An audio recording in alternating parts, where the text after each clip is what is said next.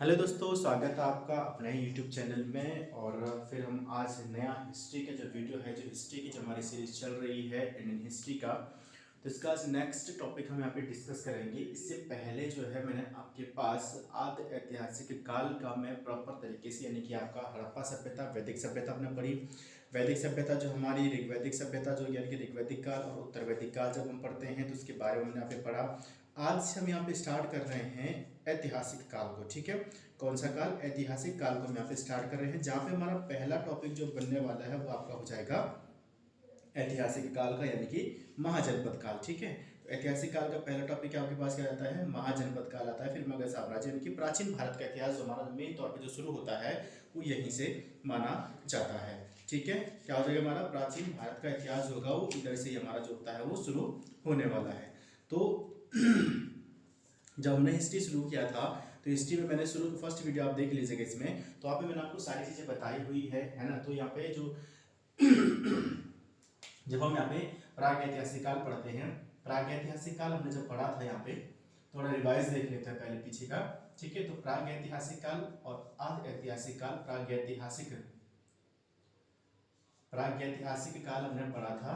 ठीक है, तो दूसरा हमारा जो होता है वो होता है ऐतिहासिक काल, प्रागैतिहासिक काल और आद्य ऐतिहासिक काल।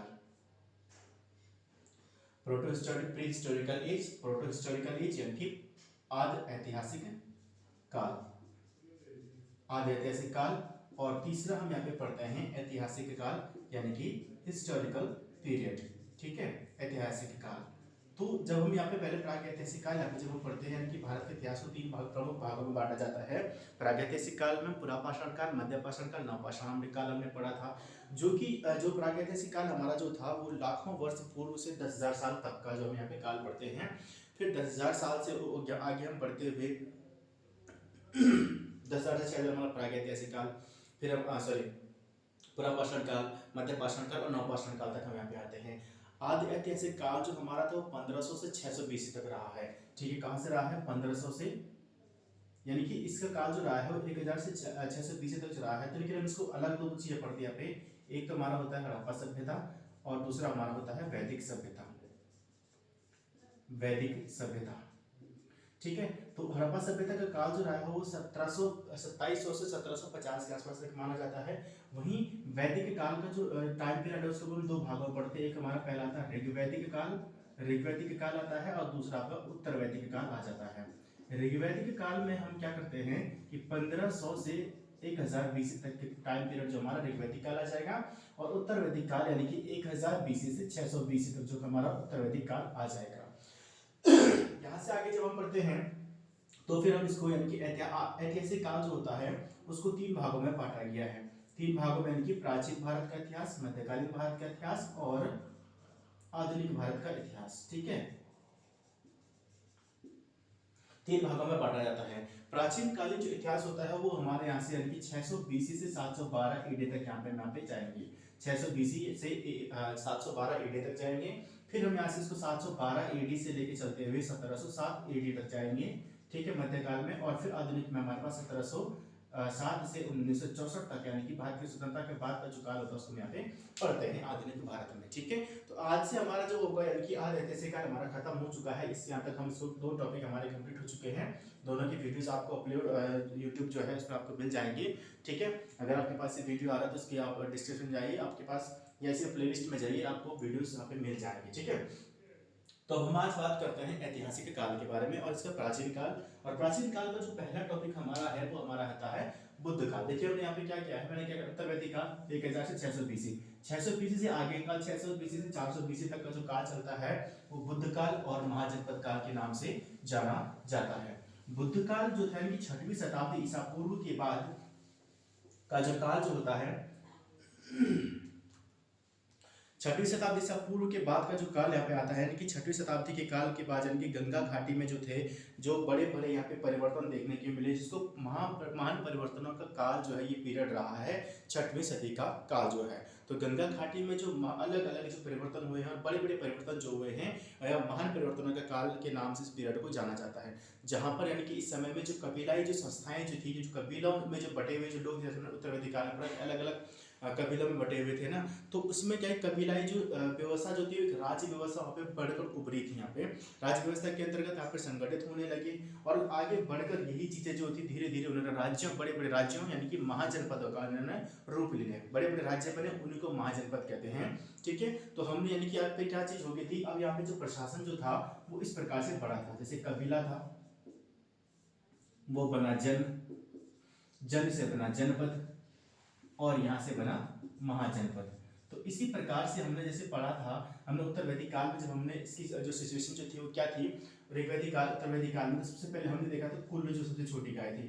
कुल के बाद अभी ग्राम आया था, ग्राम के बाद विष आया था, विष के बाद आया था जन, और जन के बाद आया था जनपद, और जनपद के बाद क्या था, महाजनपद। जनपद के बाद यहाँ पे जुड़ गया महाजनपद। तो यहाँ तक हम जो था ये चीजें जो थी हमारे पास उत्तर वैदिक काल में थी।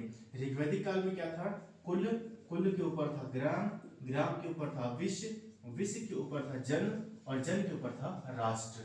ये जो सीरीज जो थी वो इकाई जो प्रशासन जो चलती थी वो इस प्रकार से चलता था। ठीक है, ऋग्वैदिक काल, उत्तर वैदिक काल, और यहाँ तक आते आते जब बुद्ध काल जब चलता है, तब जो कबीलाई जो चीजें थी, जो कबीले जो प्रथा जो थी, कबीलाई जो समाज राज्य व्यवस्था जो थी वो धीरे धीरे बड़े बड़े राज्यों में यहाँ पर यानी कि कबीले से जो धीरे धीरे जनपद, जन बना, जन से वो जनपद के रूप में आया, जन से वो एक बड़े राज्य के रूप में, और वही राज्य जो है वही हमारे पास महाजनपदों के रूप में कहे जाने लगे।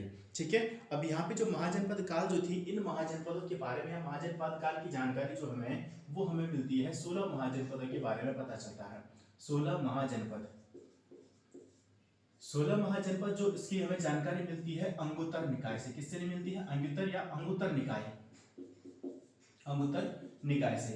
अंगुत्तर निकाय से हमें 16 महाजनपदों के बारे में जानकारी मिलती है। जो 16 महाजनपदों की जानकारी मिलती है, और अंगुत्तर निकाय जो है ये क्या है, आपका बौद्ध ग्रंथ है, यानी कि बौद्ध ग्रंथ, अंगुत्तर निकाय बौद्ध ग्रंथ से हमें 16 जनपदों की, महाजनपदों की जानकारी मिलती है। साथ ही जैन ग्रंथ जो है वो है भगवती सूत्र, भगवती सूत्र, भगवती सूत्र से भी हमें महाजनपद काल की जानकारी मिलती है, और ये आपका है जैन ग्रंथ। तो इसकी जो स्रोत जो है महाजनपद काल के स्रोत क्या क्या हो जाएंगे, वो आपका अंगुत्तर निकाय।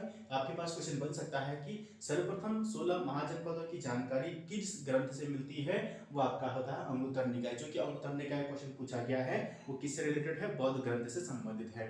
वहीं भगवती सूत्र जो है वो किससे संबंधित, वो जैन ग्रंथ से संबंधित है। ठीक है, तो महाजनपद काल कहाँ से है, महाजनपद कहाँ से बने, वो मैंने आपको बताया था। जो कबीले जो छोटे छोटे कबीले जो उत्तर वैदिक काल, ऋग्वैदिक काल में हम पढ़ते हैं, उसके ऊपर जो बनकर जन बने, विष बना, विष से जन बना, जन से जनपद बना, और उसी जनपद ने बड़ा स्वरूप ले लिया, और वही जनपद जो है महाजनपद या बड़े राज्य के रूप में जाने जाने लगा, जिसको महाजनपद के नाम से जाना जाता है। ठीक है, 16 महाजनपद हुए हैं, जिसमें जो थे 14 जो थे वो राजतंत्र थे, और 2 जो थे वो गणतंत्र थे। ठीक है, अब इन 16 जनपदों में जो 16 महाजनपद हुए हैं, उसमें जो अगर बात करें, 16 जो थे गणतंत्र थे,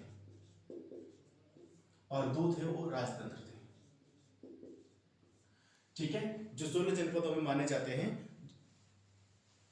अरे यार, 2 गणतंत्र थे और 14 राजतंत्र थे। ठीक है, तो अब इसके बारे में क्या पढ़ते हैं कि कौन कौन सा जो कहाँ कहाँ पे ये जो राज्य जो थे वो कहाँ पर स्थित थे। ठीक है, इसके बारे में तो मैं इसको सीधे से लिख लेता हूँ पहले, ताकि वीडियो ज़्यादा लंबा ना हो। ठीक है, पहले लिख लेता हूँ उसको, तो वीडियो ज़्यादा लंबा ना, इसलिए मैंने इसको पहले लिख दिया है यहाँ पे। अब इसको यहाँ पे एक्सप्लेन कर देता हूँ आपके साथ। तो 16 महाजनपद जो थे उसकी जानकारी हमें अंगुत्तर निकाय से मिलती है, जो कि बौद्ध धर्म का ग्रंथ है, और भगवती सूत्र जैन ग्रंथ से मिलती है। ठीक है, तो यहाँ पे जो है सबसे पहले तो यहाँ पे बात करते हैं 16 महाजनपदों की। 16 महाजनपद कौन कौन थे, तो इसको याद करने के लिए आपको चीज़ कुछ याद रखनी है। जैसे कि यूपी में जो थे वो 8 जो थे वो यूपी में थे। ठीक है, 3 महाजनपद जो थे बिहार में पड़ते हैं, और बाकी सब में एक एक पड़ते हैं। बाकी सब कौन कौन से हैं, राजस्थान है, आंध्र प्रदेश है, पाकिस्तान में भी अभी प्रेजेंट टाइम पे है, और मध्य प्रदेश में। तो उस समय तो जो पाकिस्तान जो भारत में था ना, सब एक क्या था, एक पूरा था, एक पूरा खंड था ये। तो 1947 के बाद जब से भारत आजाद हुआ, तो ये 2 प्लेसेस जो है वो पाकिस्तान में चले गए। ठीक है, तो पहले बात करते हैं बिहार में। बिहार में जो जो आपके 16 महाजनपदों में सबसे बड़ा जनपद महाजनपद हुआ है, जो इन 16 महाजनपद सबसे शक्तिशाली और सबसे बड़ा जो रहा है वो मगध साम्राज्य रहा है। मगध साम्राज्य की राजधानी गिरिव्रज और राजगृह थी। गिरिव्रज और राजगृह जो थी वो दोनों इसकी राजधानियां थी मगध साम्राज्य की, मगध साम्राज्य की। इसके बाद हमारा टॉपिक मगध साम्राज्य ही चलेगा। ठीक है, तो मगध साम्राज्य की राजधानी कौन सी थी, गिरिव्रज और राजगृह। वर्तमान क्षेत्र जो है वो पटना का जो क्षेत्र जो है वो आपका इसके अंतर्गत आ जाता है। दूसरा जो महाजनपद था बिहार में वो था अंग। अंग जो थी इसकी राजधानी थी चंपा। अंग की राजधानी क्या थी? चंपा थी। और वर्तमान जो है मुंगेरपुर जो डिस्ट्रिक्ट है बिहार का। ठीक है। वज्जी, वज्जी जो है उसमें क्या है वैशाली हो गया, मिथिला और विदेह इसकी राजधानी हुआ करती थी। ठीक है। और अगर हम प्रेजेंट टाइम पर देखें तो मुजफ्फरपुर जो क्षेत्र जो है, मुजफ्फरपुर और दरभंगा जिले के आसपास का जो क्षेत्र जो है वो इसके अंतर्गत आता है, प्रेजेंट टाइम जो इसका है। ठीक है। तो अब भी यहाँ पे अगर बात करें तो तीन महाजनपद कहाँ पे मिलते हैं? वो मिलते हैं आपके बिहार से मिलते हैं। तीन महाजनपदों की कहानी हमने बिहार में देखी। बचे कितने? 15। 15 में 8 आपके हैं यूपी में। यूपी में 8 कौन कौन से हैं? तो पहला है आपके पास काशी। काशी की राजधानी जो थी वो वाराणसी थी, और जो वर्तमान में वाराणसी आसपास का क्षेत्र जो है वो इसके अंतर्गत आता था। दूसरा जो है यूपी में वो है आपका वत्स। वत्स की राजधानी है कौशाम्बी। वत्स की राजधानी कहाँ पर है? कौशाम्बी है। और कौशाम्बी जो है वो वर्तमान समय के प्रयागराज या इलाहाबाद के आसपास का क्षेत्र जो है वो इसके अंतर्गत आता है। तीसरा आपके पास क्या है? कौशल। कौशल की राजधानी है श्रावस्ती। श्रावस्ती जो थी कौशल की उत्तरी राजधानी थी। श्रावस्ती जो थी वो उत्तरी राजधानी थी कौशल की। दक्षिणी जो थी वो थी साकेत। ठीक है। दक्षिणी राजधानी कौन सी थी? साकेत थी। और अभी वर्तमान समय में फैजाबाद बहराइच के जो आसपास का क्षेत्र जो है वो कौशल राज्य के अंतर्गत उस समय आता था। मल्ल, मल्ल राजवंश की राजधानी जो है या मल्ल राज्यों की राजधानी जो थी वो क्या थी? कुशावती थी। और वर्तमान समय में जो कुशावती या मल्ल राज्य के अंतर्गत जो एरिया आता है उसको हम देवरिया, गोरखपुर आदि जो नामों से पे जानते हैं। ठीक है। अगला जो था यानी कि जो पांचाल, पांचाल जो था इसकी राजधानी थी अहिछत्र और काम्पिल्य। कहाँ पे थी? अहिछत्र और काम्पिल्य थी। तो जो फैजाबाद, बरेली, बदायूं वाला जो क्षेत्र जो है वो अभी प्रेजेंट टाइम में तत्कालीन समय में जो प्रेजेंट टाइम पे जो बदायूं, बरेली वाला जो क्षेत्र जो है वो इसके अंतर्गत आता था। ठीक है। फैजाबाद वगैरह का जो क्षेत्र जो था। चेदी, चेदी वंश की जो राजधानी थी वो कहाँ पर थी? चेदी महाजनपद जो राजधानी थी उसकी थी शक्तिमती। शक्तिमती थी। वर्तमान में जो बुंदेलखंड का एरिया जो इसके अंतर्गत आता है। सूरसेन, सूरसेन जो था इसकी राजधानी थी मथुरा। और मथुरा वाला जो क्षेत्र जो है उसके अंतर्गत अभी आता है। और कुरु, कुरु राज्य की जो राजधानी थी या कुरु जो राजधानी जो थी इसकी थी इंद्रप्रस्थ इसकी राजधानी हुआ करती थी। वर्तमान समय जो दिल्ली, मेरठ, हरियाणा वाला जो क्षेत्र जो है वो इसके अंतर्गत आता था। ठीक है। तो यूपी से कितने होंगे? यूपी से होंगे हमारे 8। कुरु, काशी, वत्स, कुरु, काशी, सॉरी हाँ, कुरु, काशी, वत्स, कौशल, मल्ल, चेदी, पांचाल, सूरसेन। ठीक है। 8 होगी यानी कि कौन कौन से? काशी, वत्स, कौशल, मल्ल, पांचाल, चेदी, सूरसेन और कुरु। 8 आपके होगी यूपी से। 3 हमारे मगध, अंग, वज्जी आपके बिहार से। मध्य प्रदेश से एक हुआ करता था वो था अवंती महाजनपद का जो था महाजनपद जो था वो अवंती महाजनपद था, जिसकी उत्तरी राजधानी उज्जैन थी और दक्षिणी राजधानी थी माहिष्मती थी। ठीक है। वर्तमान जो इसका मालवा का जो क्षेत्र जो है वो इसी के अंतर्गत आता था। और ये कहाँ पर स्थित है? आपका मध्य प्रदेश में स्थित है। माहिष्मती, माहिष्मती का तो नाम आपने सुना होगा, बाहुबली है ना। तो माहिष्मती जो थी वो इसकी दक्षिणी राजधानी थी अवंती की, और उत्तरी राजधानी इसकी उज्जैन हुआ करती थी। राजस्थान की अगर बात करें तो राजस्थान में जो है वो आपका मत्स्य महाजनपद था, जिसकी राजधानी थी विराटनगर। क्या थी? विराटनगर इसकी राजधानी हुआ करती थी। मध्य प्रदेश में, सॉरी आंध्र प्रदेश में है अशमक। आंध्र प्रदेश में जो महाजनपद जो था एकमात्र महाजनपद था आंध्र प्रदेश में ही, बाकी सब उत्तरी भारत में ही है। दक्षिणी भारत में आंध्र प्रदेश में नहीं बल्कि दक्षिणी भारत में एकमात्र महाजनपद था 16 महाजनपदों में से जो था अशमक, जिसकी राजधानी थी पोटली या पोतन इसकी राजधानी थी। और दक्षिण भारत का एकमात्र महाजनपद था जो कि गोदावरी क्षेत्र में पड़ता है। ठीक है। पाकिस्तान में भी यानी कि जो भारत में थे तत्कालीन समय तो भारत में थे, लेकिन 1947 जब भारत का विभाजन हुआ उसके बाद से पाकिस्तान में चले गए हैं। तो एक महाजनपद पड़ता है कम्बोज और दूसरा पड़ता है गांधार। कम्बोज और गांधार पड़ते हैं, और कम्बोज की राजधानी है हाटक और गांधार की राजधानी है तक्षशिला। ठीक है। कम्बोज की राजधानी जो हाटक जो है यानी कि जो राजौरी वाला जो एरिया है, राजौरी और हजारा जो क्षेत्र जो है वो इसके अंतर्गत प्रेजेंट टाइम पे आता है, और तत्कालीन जो था कम्बोज के अंतर्गत आता था। गांधार और तक्षशिला, गांधार जो है गांधार की राजधानी है तक्षशिला।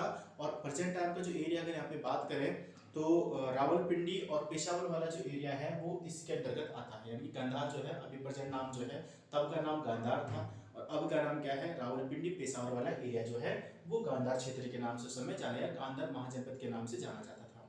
तक्षशिला में ही भारत का सबसे प्राचीन विश्वविद्यालय जो है स्थित है। ठीक है, जिसकी जानकारी क्या हुई थी, इत्सिंग ने दी थी, है ना, नालंदा विश्वविद्यालय, तक्षशिला विश्वविद्यालय की जानकारी इत्सिंग के जो उसे वर्णन किया हुआ उसमें हमें जानकारी मिलती है। तो ये 16 महाजनपद जो थे जिसके बारे में हमें जानकारी मिलती है किससे, बौद्ध ग्रंथ के अंगुत्तर निकाय और जैन ग्रंथ के भगवती सूत्र से। ठीक है, 16 महाजनपदों में से 3 आपको याद रखने, बिहार में कौन कौन से, मगध, अंग और वज्जी। मगध, अंग, वज्जी आपके किस में हो जाएंगे, देखिए अगर आप ये 8 याद नहीं कर रहे तो आप इन छोटे छोटे को याद कर लीजिए। ठीक है, बिहार में 3 थे, मगध, अंग, वज्जी। मगध में जो थी, मगध की राजधानी कहाँ थी, गिरिव्रज और राजगृह, वर्तमान में पटना का गया क्षेत्र जो है वो आपका मगध के अंतर्गत आ जाएगा। ठीक है, जो मैंने कि तत्कालीन मगध के अंतर्गत था। अंग, अंग की राजधानी आपकी है चंपा, चंपा है तो इसका जो मुंगेरपुर डिस्ट्रिक्ट जो है बिहार का, वर्तमान समय में इस नाम से मुंगेरपुर के नाम से जाना जाता है, आधुनिक नाम। वज्जी, वज्जी की राजधानी जो थी वैशाली थी, मिथिला थी और विदेहा थी। ठीक है, और प्रेजेंट टाइम में जो मुजफ्फरपुर का जो एरिया होता है, मुजफ्फर और दरभंगा जिले के आसपास जो क्षेत्र जो है वो वर्तमान समय जो था वो तत्कालीन समय वज्जी महाजनपद वहां पर हुआ करता था। ठीक है, दूसरा हमने यहाँ पे राजस्थान, राजस्थान में क्या है, मत्स्य, मत्स्य की राजधानी थी विराटनगर। तीसरा आपके पास आता आंध्र प्रदेश, आंध्र प्रदेश दक्षिण भारत में एकमात्र महाजनपद जो था वो था असमक, जो कि आंध्र प्रदेश में पड़ता है, और असमक की राजधानी थी पोटली या पोतन। ठीक है, पाकिस्तान में 2 हैं, कंबोज हो गया, एक तो कंबोज हो गया, दूसरा आपका गांधार हो गया। कंबोज की राजधानी क्या थी, हाटक थी, और गांधार की राजधानी थी तक्षशिला। चौथा आपके पास क्या हो जाएगा, मध्य प्रदेश में स्थित, मध्य प्रदेश में स्थित कौन सा है, वो है माहिष्मती, अवंती। अवंती की जो उत्तरी राजधानी जो थी वो थी उज्जैन, और दक्षिणी राजधानी क्या थी, माहिष्मती थी। बचे फिर 8, वो आपके हैं उत्तर प्रदेश में। उत्तर प्रदेश में पहला पड़ता है काशी, काशी की राजधानी है वाराणसी। ठीक है, दूसरा पड़ता है वत्स, वत्स की राजधानी थी कौशाम्बी। तीसरा पड़ता है कौशल, कौशल की राजधानी है श्रावस्ती। चौथा आपके पास है मल, मल की राजधानी है कुशावती। पांचवा पड़ता है आपके पांचाल, पांचवा क्या है, पांचाल, पांचाल की अहिछत्र, अहिछत्र इसकी राजधानी थी, अहिछत्र और काम्पेल इसकी राजधानी हुआ करती थी। कौशल की 2 राजधानियां थी, उत्तरी राजधानी श्रावस्ती और दक्षिणी राजधानी साकेत। श्रावस्ती को आप इस नाम से भी जान सकते हैं कि सबसे ज्यादा उपदेश महात्मा बुद्ध ने जो थे वो श्रावस्ती में ही दिए थे। पहला उपदेश सारनाथ में दिया था और सबसे ज्यादा श्रावस्ती में दिए थे। ठीक है, चेदी, चेदी की जो राजधानी थी होती है शक्तिमती, अभी वर्तमान बुंदेलखंड का एरिया। सूरसेन की राजधानी थी मथुरा। ठीक है, और कुरु की राजधानी थी इंद्रप्रस्थ। ठीक है, तो ये महाजनपद थे, और इन्हें महाजनपद की राजधानी किसकी कहाँ पर थी वो आपके सामने यहाँ पे रखा हुआ है। ठीक है, अब हम यहाँ पे बात करते हैं जैन धर्म की। तो पहले हम पढ़ेंगे जैन धर्म, फिर हम पढ़ेंगे बौद्ध धर्म को। ठीक है, तो जैन धर्म को यहाँ पे पढ़ते हैं, पहले इसको हटा देते हैं, और वीडियो लंबा ना इसलिए मैंने आपको इसके पहले लिख दे दी चीजें। ठीक है, 16 महाजनपदों में सबसे बड़ा महाजनपद जो रहा है वो मगध साम्राज्य रहा है। तो मगध साम्राज्य के बारे में पढ़ने से पहले हम सबसे पहले बात करेंगे बुद्ध काल की, बुद्ध काल, और इसके साथ ही जैन धर्म की बात करेंगे। जैन धर्म और बौद्ध धर्म जो है आसपास यानी कि समकालीन रहे हैं, आसपास ही रहे हैं। तो कैसे आसपास रहे वो हमें ईयर वाइज पता चल जाता है, कुछ थोड़ा बहुत ही अंतर है ना, ज्यादा कुछ नहीं है। तो अब चलिए पहले देखते हैं जैन धर्म के बारे में। तो जैन धर्म जो है, जैन धर्म, जैन धर्म की जो बारे में हम जानकारी यहाँ पे लेते हैं। तो जैन धर्म के बारे में अगर यहाँ पे बात करें तो इसके संस्थापक और प्रथम तीर्थकर जो थे वो थे ऋषभदेव। ठीक है, इसके कौन थे, संस्थापक जो थे, संस्थापक जो थे इसके वो थे ऋषभदेव।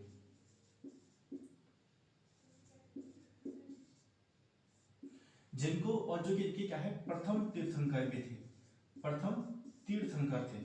ठीक है, संस्थापक भी थे और प्रथम तीर्थंकर जो थे ये थे ऋषभदेव। अब ऋषभ जो है देखिए इनके कुछ प्रतीक भी दिए गए हैं। तो ऋषभ जो है, अभी अगर देखते हैं कि हिंदू मान्यताओं के अनुसार जो राशियां होती है वृषभ, वृषभ या ऋषभ। ठीक है, वृषभ, वृषभ का जो संकेत क्या होता है, सांड होता है ना, वृषभ बैल सांड होता है। तो इनका यानी कि जो ऋषभदेव जो थे इनके लिए जो संकेत का प्रयोग किया गया है वो क्या है, वो भी आपका क्या है, सांड है। ठीक है, ऋषभदेव का क्या है, सांड जो है वो क्या है, इनका प्रतीक माना जाता है। ठीक है, दूसरे जो रहे हैं, यानी कि दूसरे जो इसके, अब देखो कुछ मैं यहाँ पे लिख देता हूँ, दूसरे रहे हैं अजितनाथ। जरूरी नहीं कि आपके पास पहले ही पूछे, क्योंकि हम जो जैन धर्म जो है उसके वास्तविक संस्थापक महावीर जैन के बारे में बात करेंगे, और महावीर जैन जो थे वो 24 तीर्थकर थे। तो उससे पहले 23 तीर्थकर रहे हैं, लेकिन कुछ इंपॉर्टेंट ही हम यहाँ पे देखेंगे जिनके बारे में क्वेश्चंस अभी तक पूछे गए हैं या पूछे जा सकते हैं। ठीक है, तो अजितनाथ जो थे, तो दूसरे जो थे अजितनाथ जो थे वो दूसरे तीर्थकर थे। और इनका जो अगर हम बात करें इसका जो इनका जो प्रतीक है अजित, अजित का होता है हाथी, क्या था, हाथी, गज। ठीक है, अजित यानी कि जिसे जीता न जा सके, यानी क्या है, हाथी जो यहाँ पे हुआ करता था। तीसरा जो था, यानी कि तीसरे इनके तीर्थंकर जो थे वो थे संभवनाथ। कौन थे? संभवनाथ। तो संभवनाथ जो थे, तो संभवनाथ का जो प्रतीक है वो है घोड़ा। क्या है? घोड़ा। घोड़े की रफ्तार से चलोगे तो सब चीजें क्या हो जाएंगी? संभव हो जाएंगी। ठीक है, तीसरा था संभवनाथ। चौथे जो थे वो थे सातवें जो थे वो थे संपार्श्व। सातवें कौन थे? संपार्श्व। सेवंथ। तीसरा। और दूसरा जो था, ठीक है, वो थे सातवें जो थे वो थे संपार्श्व थे। संपार्श्व का जो अगर हम इसकी अगर बात करें तो संपार्श्व का था स्वास्तिक। क्या था? स्वास्तिक इनका चिन्ह हुआ करता था। संपार्श्व का था स्वास्तिक। इसके बाद अगर हम पढ़ते हैं 16वें जो थे वो थे जो 16वें जो है इनका जो शांति जो था, इनका हिरण जो था, इनका जो 16वें जो थे इनका जो तीर्थंकर थे, इनका जो था शांति या हिरण जो था इनका शांति का प्रतीक था, और हिरण जो था इनका संकेत या प्रतीक जो था माना जाता था। ठीक है, 18वें की अगर हम बात करें, 18वें जो थे 18वें जो इसके तीर्थंकर हुए हैं वो है अरनाथ हुए हैं, अरनाथ। ठीक है, 19वें जो हुए हैं वो है नेमिनाथ। 18वां, अरनाथ 19वें, नेमिनाथ। ठीक है, या नेम इसको बोलते हैं। ठीक है, और 22वें जो थे वो थे अरिस्टनेमी। 22वें जो थे अरिस्टनेमी। 22वें क्या थे? अरिस्टनेमी। 23वें थे पार्श्वनाथ। और 24वें थे आपके महावीर स्वामी, जो कि जैन धर्म के वास्तविक संस्थापक, और इन्हीं के बारे में जैन धर्म से रिलेटेड हम यहाँ पे पढ़ने वाले हैं। ठीक है, क्लियर है? तो यहाँ पे आपके पास जो है, अगर हम यहाँ पे बात करें अरनाथ, तो अरनाथ का जो संकेत जो था वो था सीन। क्या था? सीन। नेमिनाथ का था कमल। नेमिनाथ का क्या था? कमल। कमल का फूल जो था वो था अरिस्टनेमी का था शंख। अरिस्टनेमी का प्रतीक क्या था? शंख था। पार्श्वनाथ का था सर्प। पार्श्वनाथ क्या था? सर्प था। और महावीर स्वामी का जो था वो था सिंह, यानी कि शेर। तो इनके जो प्रतीक है उनके बारे में थोड़ा सा आपको ध्यान रखना पड़ेगा कि किसका क्या प्रतीक रहा है। ठीक है, तो जैन धर्म के बारे में हम पढ़ रहे हैं। जैन धर्म के संस्थापक या प्रथम तीर्थंकर जो है वो ऋषभदेव माने जाते हैं। इसके 23वें तीर्थंकर जो थे वो पार्श्वनाथ से, और 24वें जो थे वो 24वां, और वास्तविक संस्थापक और जो 24वें तीर्थंकर रहे महावीर स्वामी रहे हैं। महावीर स्वामी का चिन्ह क्या था या प्रतीक चिन्ह क्या था? वो था उनका सिंह। ठीक है, वहीं पार्श्वनाथ का क्या था? सर्प था। ठीक है, अरिस्टनेमी का क्या था? अरिस्टनेमी का था पार्श्वनाथ का सर्प था, अरिस्टनेमी का था शंख, नेमिनाथ का था नीलकमल, और आपका जो अरनाथ जो था, अरनाथ का था सीन। ठीक है, प्रथम तीर्थंकर जो रहे हैं ऋषभदेव, इनका प्रतीक क्या था? वो था सांड। दूसरे अजितनाथ रहे, उनका था हाथी। तीसरे रहे संभवनाथ, उनका घोड़ा। और सातवें रहे हैं संपार्श्व, उनका था स्वास्तिक। ठीक है, तो ऋषभदेव और अरिस्टनेमी का ये जो हमने पहले भी पढ़ा था, ऋग्वेद में भी इनका वर्णन मिलता है। ठीक है, तो अरिस्टनेमी के बारे में पहले भी इसकी जानकारी मिलती है ऋग्वेद में, और ऋषभदेव के बारे में भी। तो अब यहाँ पे अगर हम बात करें इन चीजों की, तो जैन धर्म के बारे में, तो हमें मेन जो इंपॉर्टेंट है महावीर स्वामी के बारे में पढ़ने वाले हैं। ठीक है, तो हम बात करते हैं महावीर स्वामी के। ठीक है, तो 23वें जो तीर्थंकर जो रहे हैं, तो इन्होंने जो है कुछ शिक्षाएं यहाँ पे दी थी, जिनको आगे जो था महावीर स्वामी के द्वारा पढ़ाया गया था। 23वें तीर्थंकर जो पार्श्वनाथ जो थे, ये इक्ष्वाकु वंश के राजा जो थे अश्वसेन, यानी कि इक्ष्वाकु वंश के राजा अश्वसेन के पुत्र थे पार्श्वनाथ, जो कि इन्होंने यानी कि जैन धर्म के 23वें तीर्थंकर रहे हैं, और इन्होंने 30 वर्ष की आयु में क्या करता? अपना ग्रह त्याग दिया था। इन्होंने जो शिक्षाएं दी थी, जैसे कि हिंसा न करना, सदा सत्य बोलना, चोरी न करना, और संपत्ति न रखना, तो कुल मिलाकर 4 इन्होंने शिक्षाएं दी थी। लेकिन इन्हीं शिक्षाओं को कुछ और आगे बढ़ाया था महावीर स्वामी के द्वारा। तो अब हम बात करते हैं मुख्य रूप से महावीर स्वामी के बारे में, जो 24 तीर्थंकर थे, और जहां से आपके पास हमेशा क्वेश्चन बनकर आते हैं। देखिए कोई भी चीज़ थोड़ा सा बेसिक उस चीज़ के बारे में पता होना चाहिए, और ये चीज़ हम बेसिक पढ़ रहे थे कि जैन धर्म के बारे में। अब हम मेन तौर पे जैन धर्म क्या है और क्या क्या जो महावीर स्वामी के द्वारा परिवर्तन किए गए थे, क्या क्या यहाँ पे किया गया था, उस चीज़ हम यहाँ पे पढ़ेंगे। तो ये आते हैं महावीर स्वामी पे। महावीर स्वामी, महावीर स्वामी जो थे वो जैन धर्म के वास्तविक संस्थापक माने जाते हैं। वास्तविक संस्थापक,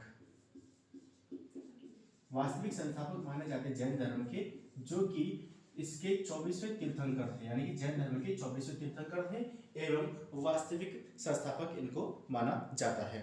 इनका जो जन्म हुआ था, जन्म की अगर हम बात करें, जन्म जो इनका हुआ था वो था 540 बीसी में इनका जन्म हुआ था, यानी कि बर्थ ऑफ जीसस क्राइस्ट, जो आप बीसी पढ़ते हैं, यानी कि अगर हम बात करें तो जीसस क्राइस्ट के जन्म से 540 साल पहले महावीर स्वामी का जन्म हुआ था।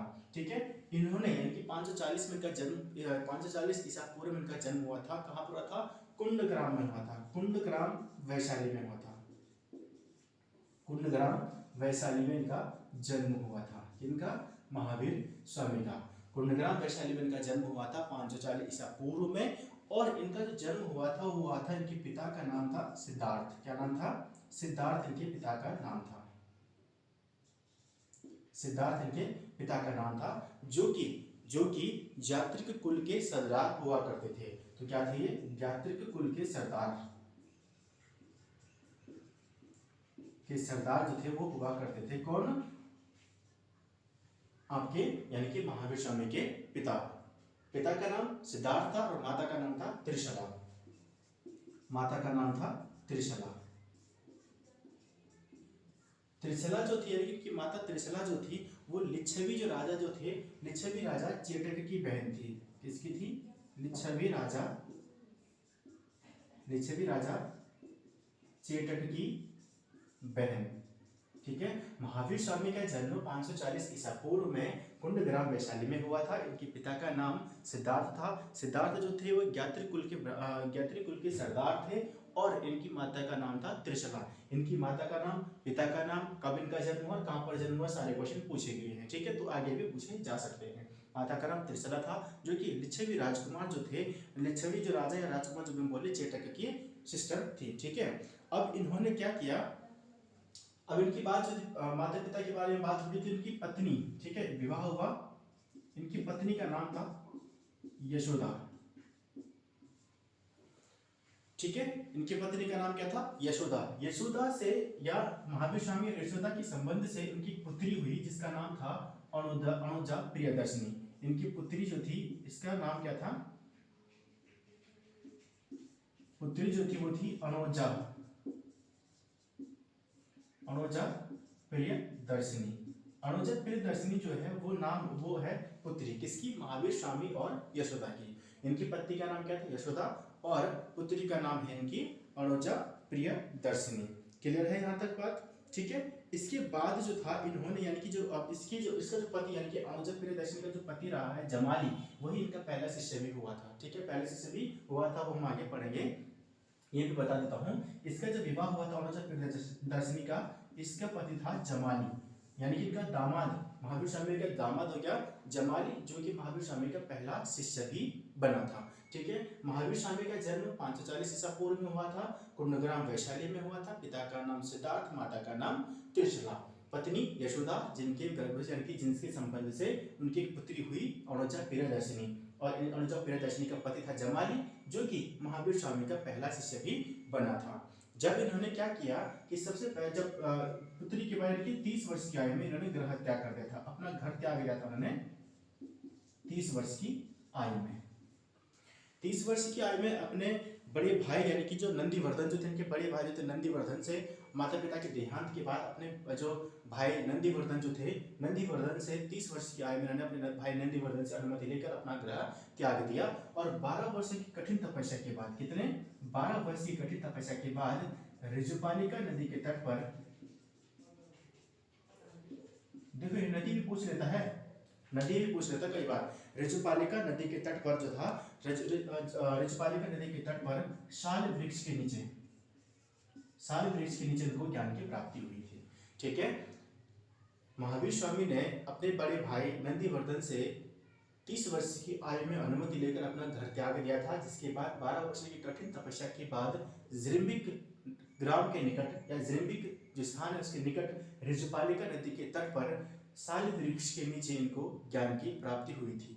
ज्ञान प्राप्ति के बाद जो महावीर स्वामी जो थे वो जिन्न कहलाए, जिन्न अरहत, जिन्न कहलाए, जिन्न और अरहत कहलाए।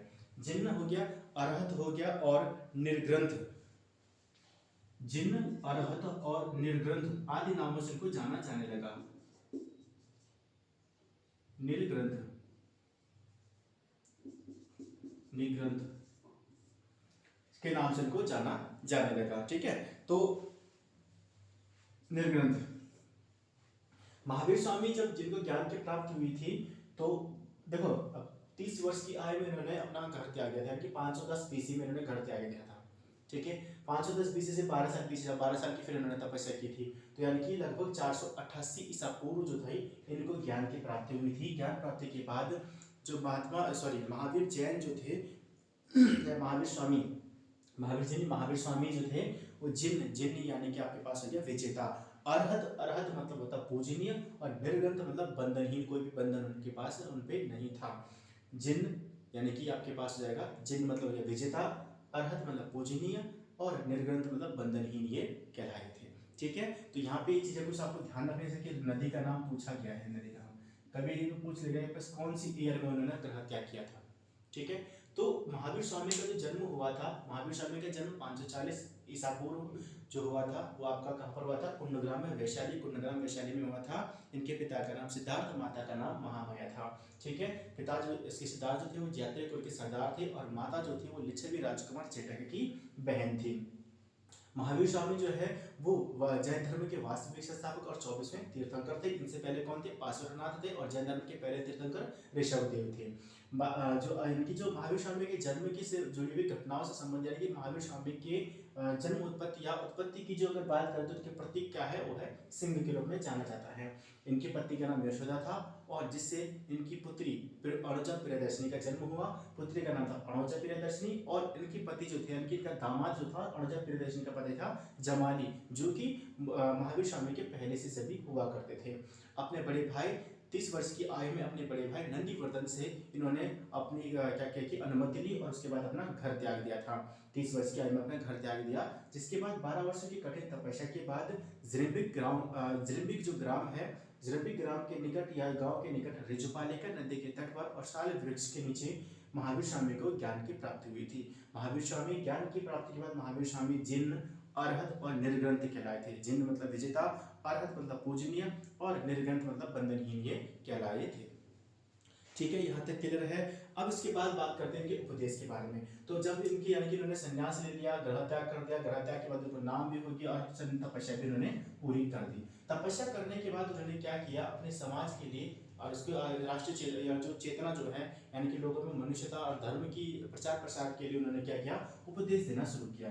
तो उपदेश जो इनके मिलते हैं वो मिलते हैं प्राकृत भाषा में। कौन से मिलते हैं, प्राकृत भाषा में। क्वेश्चन पूछा गया है, ये कौन सी भाषा में मिलते हैं, प्राकृत भाषा में इनके उपदेश मिलते हैं। प्राकृत यानी कि अर्धमागधी भाषा जो है, प्राकृत या अर्धमागधी भाषा, अर्धमागधी भाषा में महावीर स्वामी के अर्धमागधी भाषा में महावीर स्वामी के उपदेश जो है वो देखने को मिलते हैं। ठीक है, अब इनके बाद जो इनके जो प्रथम शिष्य जो थे, जैसे मैंने आपको पहले बताया था कि प्रथम शिष्य जो थे, प्रथम शिष्य जो थे वो मैंने आपको यहाँ पे जमाली जो थे इनके क्या थे, प्रथम शिष्य हुए हैं। प्रथम शिष्य जो है इनके दामाद और इनके यानी कि दामाद या प्रथम शिष्य जो थे इनके हुए हैं जमाली।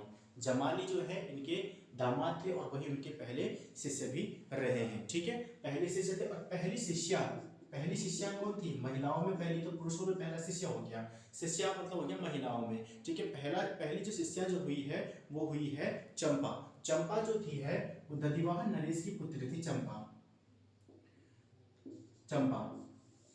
चंपा इनकी पहली शिष्या हुई थी। ठीक है, चंपा इनकी क्या थी, पहली शिष्या हुई थी। महावीर के अनुयायी जो थे वो क्या कहलाते थे, निर्ग्रंथ कहलाते थे। महावीर के जो भी अनुयायी हुए हैं वो क्या कहलाए, निर्ग्रंथ कहलाए, मतलब बंधनहीन कहलाए, बंधनों से मुक्त उनको पाया गया है। ठीक है। महावीर स्वामी की बात, यानी कि महावीर स्वामी ने अपने जो शिष्य जो थे उनको 11 जो थे वो अलग अलग 11 गणधरों में उनको डिवाइड कर दिया, 11 उनको अलग अलग संघ कह सकते हो या गणधरों में इसको विभाजित कर दिया था, जिनमें से उनकी मृत्यु यानी कि जो आर्य जो सुधर्मा जो थे, सुधर्मा जो थे वो अकेला ऐसा गंधर्व था जो कि महावीर स्वामी की मृत्यु के बाद भी क्या हुआ, वो जीवित रहा था। ठीक है। ऋग्वेद में मैंने जैसे आपको पहले बताया है कि अरिष्टनेमि और ऋषभदेव का जो उल्लेख जो है ऋग्वेद में भी मिलता है। इसके बाद अगर हम बात करें तो महावीर संघ की जो चंपा जो थी पहली शिष्या जो थी, और एक शिष्या आती है इनकी चंदना। कौन आती है? चंदना। एक शिष्या कौन आती है? चंदना। चंदना जो थे वो महावीर स्वामी के द्वारा भिक्षुणी संघ की जो स्थापना की गई थी, यानी कि महावीर स्वामी के भिक्षुणी संघ की जो स्थापना हुई थी उसकी जो प्रधान जो थी, मुखिया जो थी वो थी चंदना। क्लियर है? ठीक है। एक थी चंपा जो उनकी पहली शिष्या जो थी, और दूसरी कौन थी? चंदना। चंदना कौन थी? चंदना महावीर स्वामी भिक्षुणी संघ की जो मुखिया जो थी वो कौन थी? चंदना थी। ठीक है, यहाँ तक क्लियर है। जिसके बाद 468 ईसा पूर्व में 400 इनकी मृत्यु जो थी महावीर स्वामी की 468 बीसी में इनकी मृत्यु हो गई थी। मतलब लगभग 20 साल तक इन्होंने जो था इस जो सामाजिक चेतना को बढ़ाने के जो कार्य किया है। ठीक है। और लगभग 72 वर्ष की आयु में, इस समय की आयु कितनी थी? 72 वर्ष की आयु में इनकी मृत्यु हो गई थी। कहाँ पर हुई थी? पावापुरी में हुई थी। कहाँ पर हुई थी? पावापुरी में इनकी मृत्यु हो गई थी महावीर स्वामी के। ठीक है। महावीर स्वामी जो थे जैन धर्म के वास्तविक एवं 24वें संस्थापक या तीर्थंकर रहे हैं। वास्तविक संस्थापक थे और 24वें तीर्थंकर इनको माना जाता था, जिनका जन्म 540 बीसी में कुंडग्राम वैशाली में हुआ था। इनके पिता जो थे वो जात्री कुल के सरदार थे और पिता का नाम था सिद्धार्थ, माता थी इनकी त्रिशला। त्रिशला जो थी वो लिच्छवी राजकुमार जो थे चेटक की बहन थी। ठीक है। इन्होंने यानी कि विवाह जो हुआ था अल्पायु में 16 वर्ष की आयु में शायद हुआ था इनका विवाह। ठीक है। और यशोधर की पति का नाम था, और इससे उनकी पुत्री अनुजत प्रियदर्शनी हुई, जिसके पति थे जमाली। यानी कि जमाली जो था वो महावीर स्वामी के दामाद थे और इनके पहले शिष्य भी बाद में बने थे। अपने बड़े भाई नंदीवर्धन से 30 वर्ष की आयु में इन्होंने अनुमति ली, जिसके बाद इन्होंने अपना घर त्याग दिया था। घर त्यागने के बाद 12 वर्ष की कठिन तपस्या की। 12 वर्ष की कठिन तपस्या के बाद जलिम्बिक ग्राम में ऋजुपालिका नदी के तट पर, जलिम्बिक ग्राम में ऋजुपालिका नदी के तट पर और साल वृक्ष के नीचे महावीर स्वामी को ज्ञान की प्राप्ति हुई थी। जिसके बाद महावीर स्वामी जिन, निर्ग्रंथ और अरहत कहलाए थे। जिन का मतलब हो गया विजेता, निर्ग्रंथ का मतलब हो गया पूजनीय, और अरहत निर्ग्रंथ का मतलब हो गया बंधनहीन, और अरहत का मतलब हो गया पूजनीय कहलाए गए थे। इनके शिष्य भी जो जितने भी इसके अनुयायी रहे हैं वो भी निर्ग्रंथ ही कहलाए हैं। इसके बाद इन्होंने जो अपने उपदेश दिए हैं वो अर्धमागधी और प्राकृत भाषा में दिए हुए हैं। इनके जो पहले शिष्य जो थे वो थे जमाली, और पहली शिष्या जो थी वो थी चंपा। 468 ईसा पूर्व में 72 वर्ष की आयु में पावापुरी में महावीर स्वामी का देहांत हो गया। ठीक है। अब इसके बारे में देखते हैं, इनसे कुछ चीजें देखते हैं जो महावीर स्वामी के द्वारा या जैन धर्म से जुड़ी हुई हैं। जैसे कि अगर हम बात करते हैं, इसके जो 2 जैन संगीतियां होती हैं। ठीक है। 2 जैन संगीतियां। जैन संगीतियां कितनी होती हैं? 2। इसको पहले हटा देते हैं ना, एक साइड हटा दें।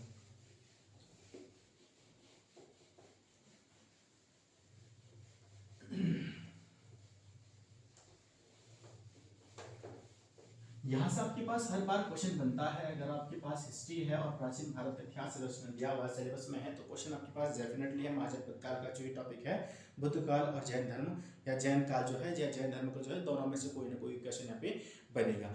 अब क्या हुआ कि 300 बीसी के आसपास जो था, 300 बीसी में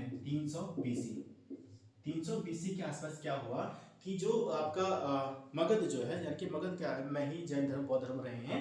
ठीक है। मगध में क्या हुआ कि 12 सालों का क्या यहाँ पे भीषण अकाल पड़ गया।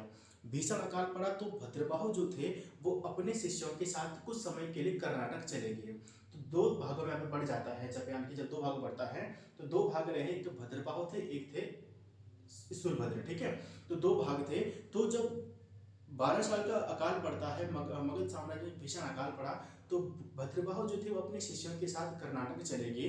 लेकिन कुछ समय के बाद वो वापस मगध आ गए। जब वापस मगध आए तो मगध के में जो पहले से रह रहे स्थूलभद्र के शिष्य जो थे, उन्होंने मगध के साधुओं या मगध के शासकों या मगध के जो स्थूलभद्र जो थे उनके शिष्यों के द्वारा इनका विरोध किया गया। जिसके बाद इनके विरोध हो गया और जो जैन धर्म जो था वो 2 भागों में बंट गया था। ठीक है, जैन धर्म दो भागों में बट गया, जिसमें कहलाए, एक तो कहलाए श्वेतांबर, एक कहलाए श्वेतांबर और दूसरी कहलाए पीतांबर।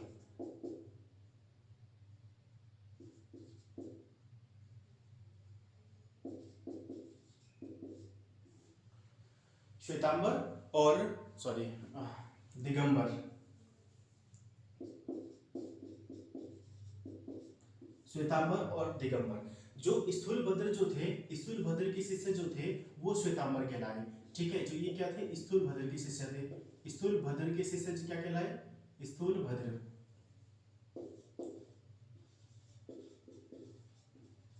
स्थूलभद्र के शिष्य जो थे वो श्वेतांबर कहलाए, जबकि दिगंबर यानी कि भद्रबाहु के जो शिष्य जो थे वो दिगंबर कहलाए। भद्रबाहु के शिष्य, भद्रबाहु के शिष्य जो थे वो क्या कहलाए, दिगंबर कहलाए। या हम कह सकते हैं कि जो स्थूलभद्र जो थे या श्वेतांबर यानी कि श्वेतांबर जो थे वो श्वेत वस्त्र धारण करने वाले जो थे, श्वेत वस्त्र धारण करने वाले श्वेतांबर कहलाए, और स्थूलभद्र के अनुयायी जो थे वो श्वेतांबर कहलाए, और दिगंबर जो थे वो कौन कहलाए, नग्न रहने वाले। ठीक है, नग्न रहने वाले वो उनको कहा गया दिगंबर कहा गया। ठीक है, मैंने यहाँ पे क्या बताया कि 300 बीसी के आसपास जो था, 300 बीसी के आसपास मगध में एक भयंकर अकाल पड़ा, जिसके बाद भद्रबाहु के जो शिष्य जो थे वो अपने कुछ शिष्यों के साथ वो कर्नाटक चले गए थे, लेकिन कुछ समय बाद वापस आ गए थे। वापस आने पर जो मगध में जो पहले से रह रहे यानी कि जो मगध में ईश्वरभद्र या वहाँ के साधुओं के द्वारा इनका विरोध किया गया, जिस कारण से जैन धर्म में मतभेद उत्पन्न हुआ। मतभेद होने के कारण जैन धर्म दो भागों में बट गया, श्वेतांबर और दिगंबर। श्वेतांबर यानी कि ईश्वरभद्र के शिष्य जो थे वो श्वेतांबर कहलाए, और दिगंबर जो थे वो भद्रबाहु के शिष्य कहलाए थे। या श्वेत वस्त्र धारण करने वाले श्वेतांबर और नग्न रूप में रहने वाले दिगंबर के नाम से जाने लगे। क्लियर है। अब इन्होंने यहाँ पर 3 रत्न यहाँ पे दिए हुए हैं। 3 रत्नों के बारे में यहाँ पे जानकारी मिलती है महावीर स्वामी के। त्रिरत्न की जानकारी मिलती है। त्रिरत्न की जानकारी कौन सी मिलती है, सम्यक ज्ञान, सम्यक ज्ञान, सम्यक आचरण, सम्यक ज्ञान, सम्यक आचरण और सम्यक दर्शन। सम्यक ज्ञान, सम्यक आचरण और सम्यक दर्शन जो है वो 3 रत्न जो है वो संबंधित है किससे, महावीर स्वामी से। ठीक है, और इसके अनुशीलन, इन तीनों रत्नों की अनुशीलन यानी कि उनके अनुपालन के लिए 5 महाव्रतों का पालन अनिवार्य था। ठीक है, इनके अनुशीलन के लिए क्या था, 5 महाव्रत बनाए गए। तो 5 महाव्रत बनाए गए, और 5 महाव्रत जो थे वो इनके अनुशीलन यानी कि जो त्रिरत्न थे उनके अनुपालन के लिए 5 महाव्रतों का अनुपालन भी अनिवार्य हुआ था। ठीक है, जिसमें 5 अनुपालन में आपके जैसे कि अहिंसा हो गया, सत्य वचन हो गया, अस्तेय हो गया, अपरिग्रह हो गया और ब्रह्मचर्य हो गया। यानी कि जब संन्यास रूप जब ले लेगा, जैन धर्म में जो आएगा, सन्यासी जब बनेगा तो उसको अहिंसा यानी कि हिंसा नहीं करनी है, सदा सत्य बोलना है, अपर अस्तेय यानी कि जो संपत्ति इकट्ठी नहीं करनी है, अपरिहार्य यानी कि किसी भी तरीके से स्त्री का जो है वो स्पर्श नहीं होना है। ठीक है, नीचे चटाई पर सोना, इस तरह की कुछ अलग चीजें यहाँ पे रही है, ब्रह्मचर्य उनको पालन करना था। ठीक है, तो ये 3 जो तभी हो सकते थे जब वो 5 महाव्रतों का वहाँ पर अनुपालन कर सकता था। तो इन तीनों त्रिरत्नों को अनुपालन के लिए 5 महाव्रत भी यहाँ पर बनाए गए। ठीक है, इनके द्वारा जो 4 जो वर जो थे वो रखे गए हैं। 4 वर्ग के सिद्धांत को जो था वो लोकप्रिय यहाँ पे बनाया गया था जैन धर्म में। 4 इनकी शिक्षा हो गया, अन्न हो गया, चिकित्सा हो गया और आवास के लिए। ठीक है, जैन धर्म जो है वो ईश्वर की मान्यता रखता है। जैन धर्म जो है वो ईश्वर की मान्यता जो ईश्वर की मान्यता जो थी यहाँ पे नहीं थी, लेकिन आत्मा की मान्यता थी। जैन धर्म में ईश्वर की मान्यता नहीं थी, लेकिन आत्मा की मान्यता थी। यहाँ पर जो था, ये जो जैन धर्म और बौद्ध धर्म में जो समानता मिलती है वो यहीं पे मिलती है कि जैन धर्म भी जो है बौद्ध धर्म में भी इन चीज़ों को नहीं माना गया है। ठीक है, और यहाँ पे आत्मा की मान्यता जो थी बौद्ध धर्म में भी मानी जाती है। तो ईश्वर की जो मान्यता है वो जैन धर्म में नहीं मिलती है, लेकिन आत्मा की मान्यता मिलती है। जैन धर्म में जो था कर्मवाद और पुनर्जन्म पर भी विश्वास रखता था। पुनर्जन्म और कर्मवाद और पुनर्जन्म पर जो था बौद्ध जैन धर्म जो था वो विश्वास रखते थे। जैन धर्म के लोग विश्वास रखते थे। जैन धर्म के जो सप्तभंगी ज्ञान के जो अन्य नाम जो रहे हैं, शादवाद और अनेकांतवाद। शादवाद और अनेकांतवाद 2 उनके नाम मिलते हैं, जो कि इनके सप्तभंगी शासन या सप्तभंगी ज्ञान के बारे में जानकारी देते हैं। ठीक है, जैन धर्म जो आध्यात्मिक विचार जो है जैन धर्म के, या जो जैन धर्म के जो तीर्थंकर जो थे, इन्होंने जो अपने आध्यात्मिक विचार जो है वो संबंधित है किससे? सांख्य दर्शन से। ठीक है, किससे है? सांख्य दर्शन से।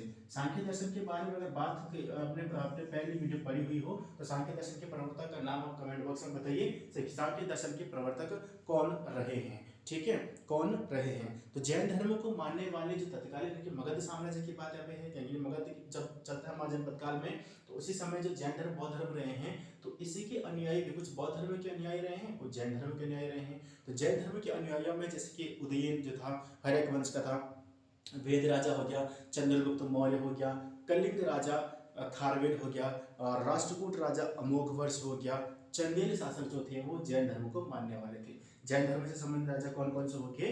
उदयन हो गया, चंद्रगुप्त मौर्य हो गया, वेद राजा हो गया, वेद राजा के साथ आपका कलिंग राजा खारवेल हो गया, ठीक है, राष्ट्रकूट राजा अमोघवर्ष हो गया। तो ये सभी जो थे या चंदेल शासक जो थे वो महावीर स्वामी के बनाए हुए या इनके द्वारा जैन धर्म जो था उसको मान्यता देते थे। ठीक है, एक क्वेश्चन जो था वो बहुत टाइम पहले यूके ट्रिपल ने पूछा था, अन्य शायद का पेपर था शायद वो, तो उसमें क्वेश्चन पूछा गया था जो गोमतेश्वर की मूर्ति, ठीक है, तो गोमतेश्वर की मूर्ति जो के बारे में क्वेश्चन पूछा था कि किसने उसको बनाया था। तो गोमतेश्वर की जो मूर्ति है वो आपकी है कर्नाटक के श्रवण बेलगोला में स्थित है।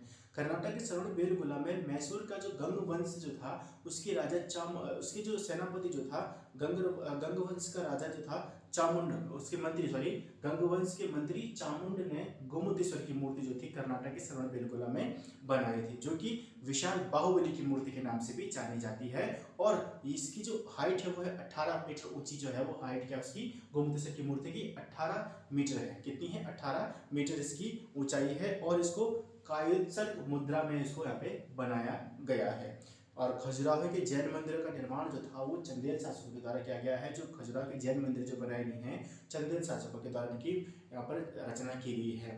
मौर्योत्तर काल जब आता है तो मौर्योत्तर काल में जो मथुरा जो था वो जैन धर्म का प्रमुख केंद्र बन जाता है। मथुरा के बाद क्या होता है? जो मथुरा जो था वो जैन धर्म का प्रमुख केंद्र कब बनता है? मौर्योत्तर काल में। मौर्य काल के बाद का कहा जाएगा आएगा मौर्योत्तर काल में। जैन धर्म जो जैन ग्रंथ या जैन जो तीर्थंकर हैं उनकी जो जानकारी मिलती है, जो जैन तीर्थंकर की जानकारी जो मिलती है वो मिलती है कल्पसूत्र से। किसकी मिलती है? कल्पसूत्र से। कल्पसूत्र से हमें जैन तीर्थंकर जो रहे उनकी जीवनी के बारे में पता चलता है। और कल्पसूत्र जो लिखी है वो लिखी है भद्रबाहु ने लिखी। किसने लिखी है?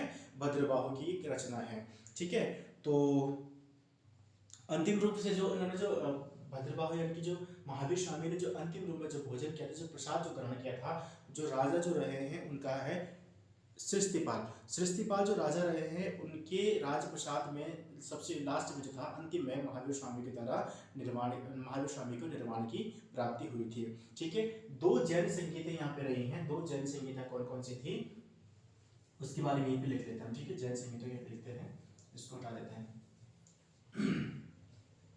तो जो जैन संगीतियाँ रही हैं, तो पहली जैन संगीत जो हुई थी वो 300 BC में हुई थी, जो हमने पहले पढ़ा था। ठीक है, 300 BC में पहली जैन संगीति हुई थी। पहली जैन संगीति कब हुई थी? हुई थी 300 BC में। और 300 BC में कहाँ पर हुई थी? ये हुई थी आपकी पाटलिपुत्र में हुई थी। कहाँ पर हुई थी? पाटलिपुत्र में। पाटलिपुत्र में इसकी तीसरी हुई थी। ठीक है, और पाटलिपुत्र में शायद दूसरी बौद्ध संगीति भी हुई थी। ठीक है, तो पाटलिपुत्र में तीसरी बौद्ध संगीति जो कि स्थूलभद्र की अध्यक्षता में थी। किसकी? स्थूलभद्र की अध्यक्षता में हुई थी। स्थूलभद्र की अध्यक्षता में हुई थी। देखो 300 BC जब काल पड़ता है ना, तो जो भद्रबाहु की से कर्नाटक चले जाते हैं, वापस जब आते हैं तो स्थूलभद्र के द्वारा उनकी क्या हो जाती है? अवहेलना की जाती है, उनका विरोध किया जाता है। तो उसके बाद जैन धर्म 2 भागों में यहाँ पे बढ़ जाता है। ठीक है, तो 300 BC से आपके पास 300 BC में ही पहली बौद्ध जैन संगीत हुई थी। कहाँ पर थी? पाटलिपुत्र में हुई थी। और इसकी किसकी अध्यक्षता में? स्थूलभद्र। जिसके बाद स्थूलभद्र के जो अनुयायी थे वो क्या कहलाते हैं? श्वेतांबर कहलाते हैं। ठीक है, और दूसरी जो जैन संगीति हुई थी, दूसरी जैन संगीति जो हुई थी 512 ईस्वी में हुई थी। कब हुई थी? 512 ईस्वी में हुई थी। 512 में ईस्वी हुई थी। कहाँ पर हुई थी? बल्लभी, गुजरात में। कहाँ पर हुई थी? बल्लभी में हुई थी। बल्लभी में हुई थी, यानी कि गुजरात में हुई थी। और ये हुई थी क्षमा श्रवण की अध्यक्षता में। कहाँ पर हुई थी? क्षमा श्रवण की अध्यक्षता में हुई थी। ठीक है, तो महावीर स्वामी के जन्म से संबंधित, उनके जन्म से संबंधित घटनाएं क्या क्या रही हैं, क्या क्या उन्होंने उपदेश दिए हुए हैं। ठीक है, तो इस प्रकार से क्वेश्चन आपके पास बन जाते हैं इनकी संगीतियों के बारे में। और जब महावीर स्वामी यानी जैन धर्म जो था वो दो भागों में बढ़ता था, किन किन नामों से उसको जानते हैं, कौन कौन से नाम जो रहे हैं और किस किस के प्रकार से वो डिवाइड होता है। ठीक है, तो ये सारी चीज़ें आपके पास जैन धर्म से संबंधित थी। और अब हमारे पास जो नेक्स्ट वीडियो मैं यहाँ पे लेके आऊँगा आपके पास, वो आगे आएगा महात्मा बुद्ध से संबंधित। ठीक है, तो वीडियो को आप पूरा आपने वॉच किया होगा और कंप्लीट वीडियो को वॉच करें, क्योंकि आपके सिलेबस के अकॉर्डिंग ही सारी चीज़ें लेके चल रहा हूँ आजकल। ठीक है, तो मिलते हैं जल्दी नई वीडियो के साथ, तब तक के लिए जय हिंद जय भारत।